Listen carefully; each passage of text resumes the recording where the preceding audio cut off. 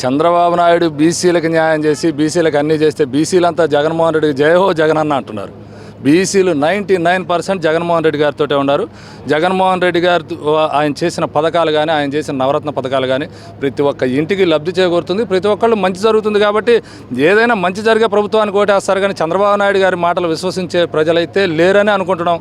వాళ్ళు ఎన్ని పాదయాత్రలు చేసినా ఏం చేసినా కూడా ఉపయోగం లేని పని. బీసీలు 99% బీసీ ఎస్సీ ఎస్టీ మైనారిటీ సోదరులు మొత్తం జగన్మోహన్ రెడ్డి గారు వెంట నడవడానికి, మళ్ళీ జగన్మోహన్ రెడ్డి గారిని సీఎం చేయడానికి 30 సంవత్సరాలు జగన్మోహన్ రెడ్డి అనే సీఎం రాసి పెట్టుకోమను ఎవరినైనా. చంద్రబాబు గారు అంటున్నారు జగన్ గారు సైకో సీఎం, ప్రజల్ని మోసం చేసి అధికారంలోకి వచ్చారు, సైకో పోవాలి, సైకిల్ పనులు రావాలి అని మధ్యకాలంలో నినాదాలు కూడా చేస్తున్నారు. మరి ఏమంటారు దాంట్లో? 2019లోనే జనం by by Babu by by బాబు అని జగన్మోహన్ రెడ్డికి మంచి తీర్పు ఇచ్చారు. చంద్రబాబు నాయుడిని ఇంటికి కూర్చోబెట్టి ఇంటికే పరిమితం చేశారు.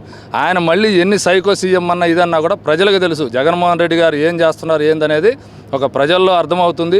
ప్రతి నియోజకవర్గంలో జగన్మోహన్ రెడ్డి లాంటి సీఎం ఈ ప్రపంచంలోనే ఎక్కడా లేడు. ప్రతి ఒక్క నియోజకవర్గ ఎమ్మెల్యేలను కానీ ఇన్ఛార్జీలను కానీ గడప గడపకి మీ కుటుంబం, ప్రతి ఒక్క ఊరు, ప్రతి ఒక్క ఇల్లు, ప్రతి ఒక్క గడప మీరు టచ్ చేయాలనే ఉద్దేశంతో పంపిస్తున్నారు.